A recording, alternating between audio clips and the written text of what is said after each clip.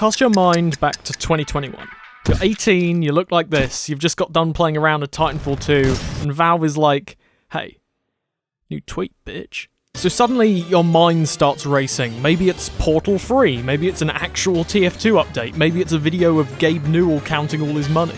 But then you open up Elon Musk's Fun Zone, and it's a tablet that can run your entire Steam library at decent quality? Like, what the fuck? Bear in mind, this was during the time of the Switch, a thing that could play The Witcher free, but, you know, it looked like this. And now suddenly you're telling me that I can play The Witcher free on a plane and have it not look like this? You're telling me that I can go outside and play my entire collection of hentai puzzle games? And it's only like 350 quid? I'm sold. Give it to me now. I don't care. I want the thing. Fast forward 10 months. And I still haven't got the thing, so... The rollout of these things has been more painful to watch than when Sony decided, yeah, let's make like 13 of these. I ordered mine pretty much dead on an hour into the reservations going live, and I was handed a predicted time of Q1 2022, a couple months after launch. Awesome, I said out loud to myself in the privacy of my own home.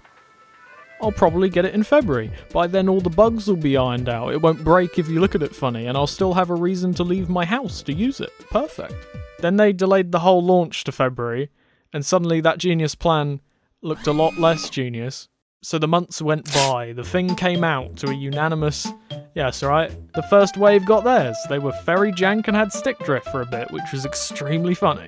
Then a few more weeks went by, FedEx started stealing them, people got annoyed because the fans were really loud, Valve added a lock screen, in case you wanted that. Meanwhile, I was sitting here twiddling my thumbs, refreshing the community-made spreadsheet for pre-order times and just, you know, crying a little bit.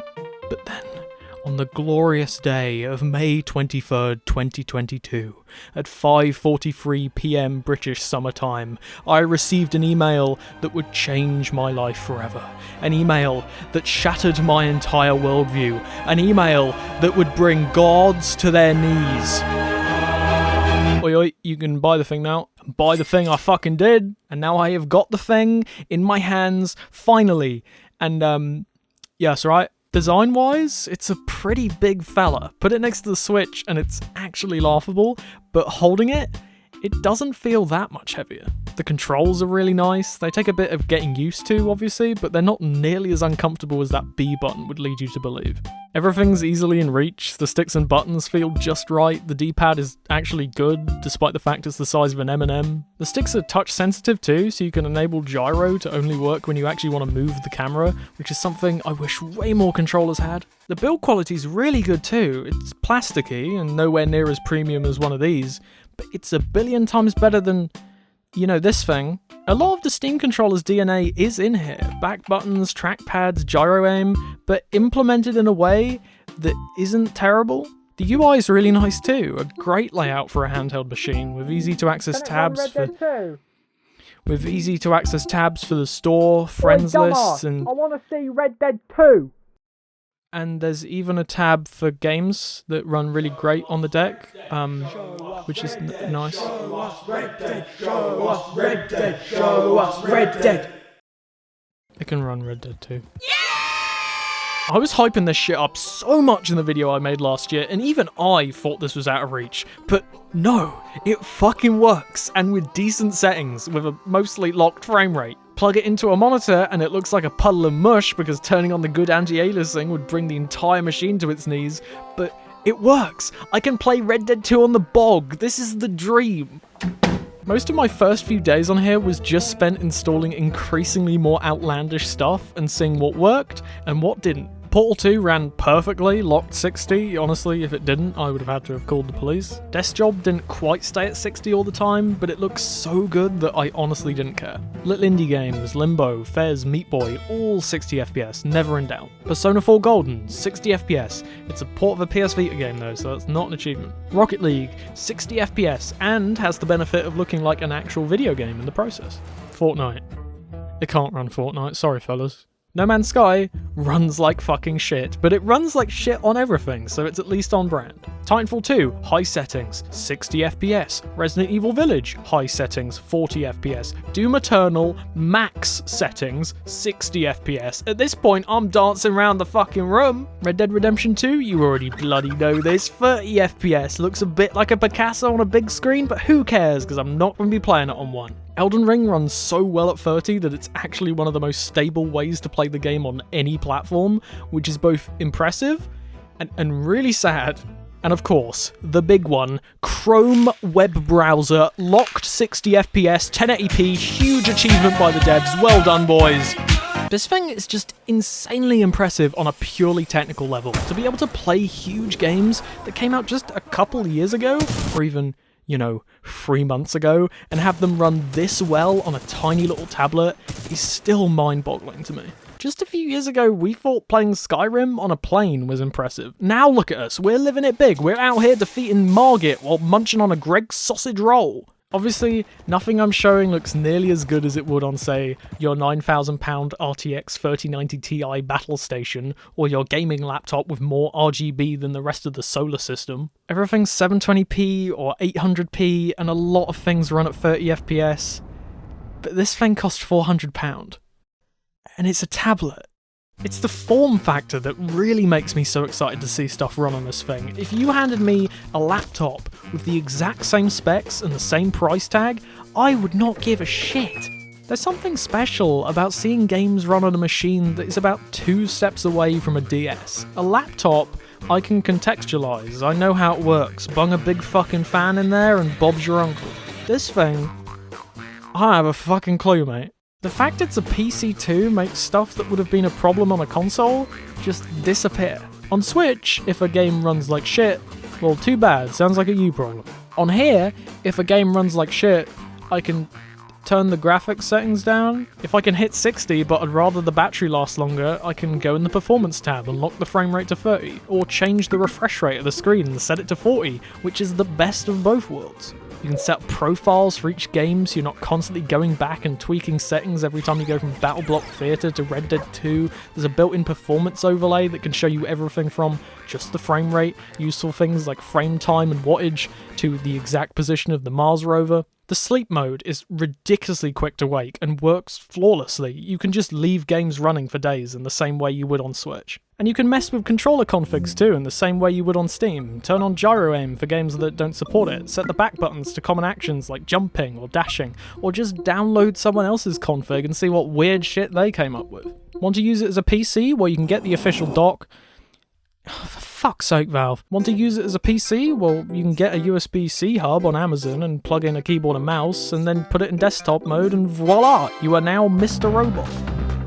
You can install Discord, play games at 1080p, which you can't do in SteamOS for some godforsaken reason, and you can edit videos on it, which I would not recommend, but you can. Don't want to buy a dock, or can't yet, and are fine with doing everything 4 times slower? Well, you can still open desktop mode and just use the trackpad as a mouse. It won't judge you. I will. Want to play Civ 5 at the dentist? Well, first of all, why? Second of all, it still works with the trackpad. Go fucking wild.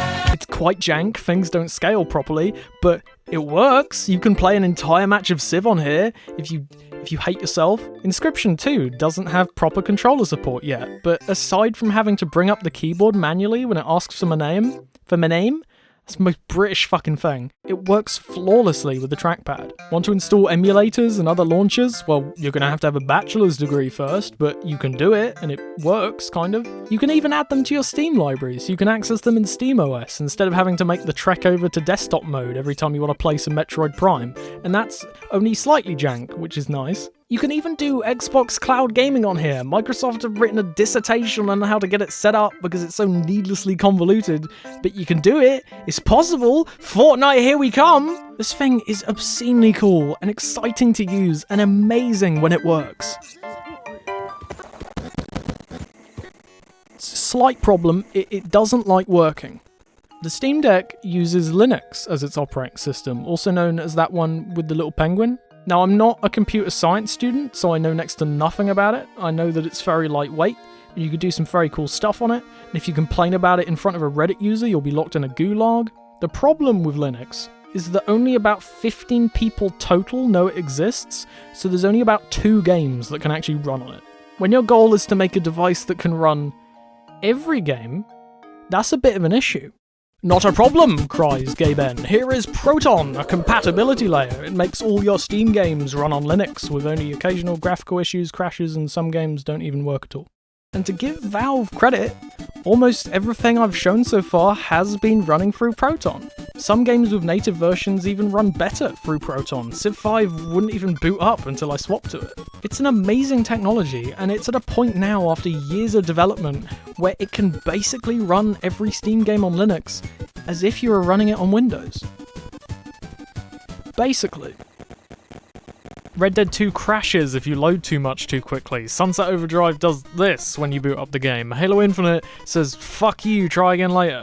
Any game with anti-cheat is flipping a coin whether it'll be supported or not. Some devs are nice enough to turn on the setting that lets it run, others put the code in the wrong place, and others still just don't bother. No PUBG for you, no Six Siege for you, no MCC multiplayer for you, no Fortnite for you. Come on, Tim, can't you see I'm desperate here? Now, Valve does have a system in place for verifying which games run perfectly, which need some tweaking, and which just don't work at all. Even comes with a little pop-up which lets you know which things it passed and failed on, which is very useful. At least it would be, if there was any sort of consistency to this system at all. A Hat in Time, a verified game, runs like dog shit by default. Outer Wilds runs great once you tweak it a bit, but that's not what verified means.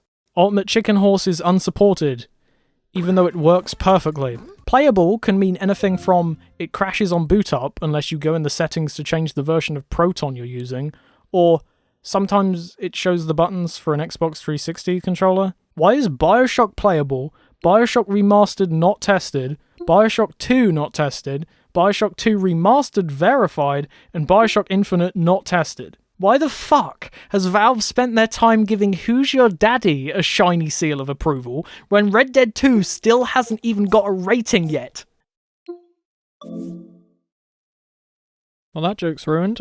And it's not just Proton that's causing issues, it's SteamOS itself, which is always just a tiptoe away from a bizarre, nonsensical bug. Tabbing out of Resident Evil Village makes all the sound go full ham. Sometimes cloud saves refuse to sync. This happened once, which was very funny. If you swap from the Linux desktop to SteamOS while you're plugged into a monitor, you can get stuck in a boot loop, which is very cool. None of these are a big deal and can be fixed with a simple restart, but it's constantly reinforcing the fact that this is a computer, this is not a console. You are messing with the dark arts, please stop. Even beyond that, there's things to get annoyed about. Getting any other launcher to work on here is a nightmare, and even once you've got it working, who's to say the games will work? Game Pass is a non-starter, you just can't do it, which means that like half the games I want to play aren't on here. I could always stream them, but I could do that on my phone. Why does every EULA pop-up not allow you to scroll it? Like, I wasn't going to read it anyway, but still. Plugging this thing into a monitor should logically allow you to set everything to your screen's resolution, so why the fuck doesn't it? Make SteamOS 1080p, why not Stardew Valley? Why do I have to make the trek over to desktop mode every time I want to see Doom Eternal have a panic attack? And why, when it does the fan sound like a fucking jet engine? That's a bit loud. That's not a loading screen. What the fuck? Oh. Most of the things I've complained about here are straightforward to work around and solve, if a little finicky. If you ignore the verified games list and just do your own research, you can easily find out if a game will work and what fixes it if it doesn't. A Hat in Time runs great once you install Proton GE, 60 FPS locked, the dream. Even Red Dead 2 runs perfectly fine once you find out what random troubleshooting step will fix it, and you've got a Wi-Fi connection. None of the bugs I've mentioned are catastrophic, most of them are simple visual things that can be patched out easily by Valve. But it's hard to ignore the fact that this isn't a polished experience. Anyone who wants a Steam Deck with the expectation that it will just run their Steam library on a handheld is going to be annoyed and frustrated with this thing. I just want to play Red Dead 2, why the fuck do I have to do all this troubleshooting to play a game with a worse frame rate, worse graphics, and a battery life of about 2 hours? Who the fuck is going to go through all that effort and spend all this money and sit in a queue for 5 years when they could just use one of these and have an infinitely more relaxing time? Me? Hello. I fucking love this thing, warts and all. It's buggy and arguably unfinished and requires you to take up a part-time job just to get some games to function, but when it works, it's pure magic. I love that I can sneak in 20 minutes of Sekiro while my computer's choking on an After Effects render. I adore being able to lie in bed at night and wind down with some Persona 4, and it's amazing to start a game on my PC and then pick up right where I left off on here. It's not perfect at all in any way. Its target demographic is about 5 people, the fan rivals the PS4, and it will probably be made obsolete by a successor or a Switch 2 in a couple of years. But it can run Red Dead 2, so Lord,